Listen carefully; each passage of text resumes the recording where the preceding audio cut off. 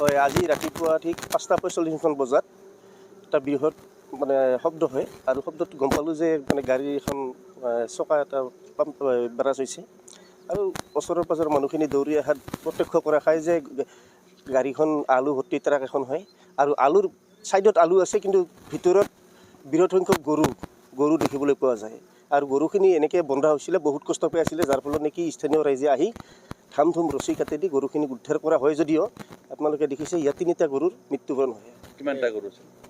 হয়, মিনিমাম 20-25টামান গৰু আছিলে। গাড়ীখনৰ নম্বৰ? গাড়ীখনৰ নম্বৰটো ঠিক ধৰিব পৰা নাই, তলত উৰি আছে। এইটো নিশ্চয় এটা বৃহৎ গৰু চোৰ মানে চিণ্ডিকেটৰ জড়িত আছে ইয়াতে। আৰু ক'ৰ পৰা ক'ত গৈ আছিল গাড়ীখন? গাড়ীখন ধুবুৰী নাম্বাৰ হয়, কিন্তু গাড়ীখনৰ মানে আমাৰ ধুবুৰী ফালৰ পৰা যোগীঘোপা ইফালেদি গৈ আছিলে। চলি আছে। হয়, আমি চৰকাৰক এইটোৱে দাবী জনাম যে যিহেতু চৰকাৰে গোধনৰ ওপৰত এটা প্ৰত্যক্ষ চকু দিছে আৰু গোধনক সুৰক্ষা কৰাৰ কাৰণে তেওঁলোকে বৃহৎ ব্যৱস্থা লোৱা বুলি ঢাক ঢোল বজাই আছে।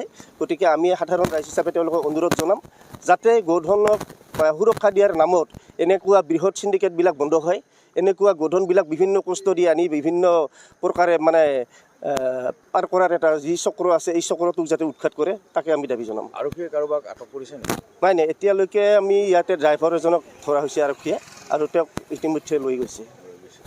আৰক্ষী আহি গৈছে? হয়, আহি গৈছে। আৰু এনে গাড়ীখন এইটো কি ৰাষ্ট্ৰীয় ঘাইপথ? এইটো 17 নং ৰাষ্ট্ৰীয় ঘাইপথ হয়। হয়, আজি ৰাতিপুৱা ঠিক 5:45 বজাত এটা বৃহৎ মানে শব্দ হয় আৰু শব্দটো গম পালোঁ যে মানে গাড়ী এখন চকা এটা ব্ৰাছ হৈছে আৰু ওচৰৰ পাজৰৰ মানুহখিনি দৌৰি অহাত প্ৰত্যক্ষ কৰা খায় যে গাড়ীখন আলু ভৰ্তি ট্ৰাক এখন হয় আৰু আলুৰ ছাইডত আলু আছে, কিন্তু ভিতৰত বৃহৎ সংখ্যক গৰু দেখিবলৈ পোৱা যায় আৰু গৰুখিনি এনেকৈ বন্ধা হৈছিলে, বহুত কষ্ট পাই আছিলে, যাৰ ফলত নেকি স্থানীয় ৰাইজে আহি ধাম ধুম ৰছী কাঠেদি গৰুখিনিক উদ্ধাৰ কৰা হয়। যদিও আপোনালোকে দেখিছে ইয়াত 3টা গৰুৰ মৃত্যুবৰণ হয়। কিমানটা গৰু আছিল? হয়, মিনিমাম 20-25টামান গৰু আছিলে। গাড়ীখনৰ নম্বৰ? গাড়ীখনৰ নম্বৰটো ঠিক ধৰিব পৰা নাই, তলত উৰি আছে। এইটো নিশ্চয় এটা বৃহৎ গৰু চোৰ মানে চিণ্ডিকেটৰ জড়িত আছে ইয়াতে। আৰু ক'ৰ পৰা ক'ত গৈ আছিল গাড়ীখন? গাড়ীখন ধুবুৰী নাম্বাৰ হয়, কিন্তু গাড়ীখনৰ মানে আমাৰ ধুবুৰী ফালৰ পৰা যোগীঘোপা ইফালেদি গৈ আছিলে।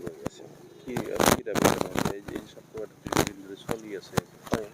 হয়, আমি চৰকাৰক এইটোৱে দাবী জনাম যে যিহেতু চৰকাৰে গোধনৰ ওপৰত এটা প্ৰত্যক্ষ চকু দিছে আৰু গোধনক সুৰক্ষা কৰাৰ কাৰণে তেওঁলোকে বৃহৎ ব্যৱস্থা লোৱা বুলি ঢাক ঢোল বজাই আছে।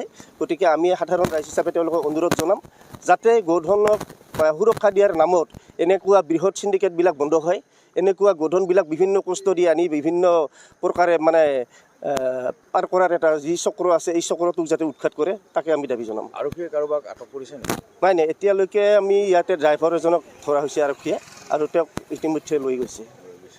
আৰক্ষী আহি গৈছে? হয়, আহি গৈছে।